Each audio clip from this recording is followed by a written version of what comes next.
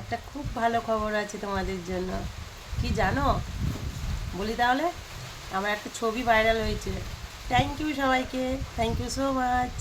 তো আমার ছবিটা ভাইরাল করার জন্য অসংখ্য অসংখ্য ধন্যবাদ। কোনটা বলো তো? ব্যারাকপুরে গিয়ে, যেটা বাই বাই ব্যারাকপুর বলে চলে এসেছিলাম, যেটা ব্যারাকপুর থেকে আসার আগের দিন আমি আর রবি একটা ছবি পোস্ট করেছিলাম, ওইটা ভাইরাল হয়েছে।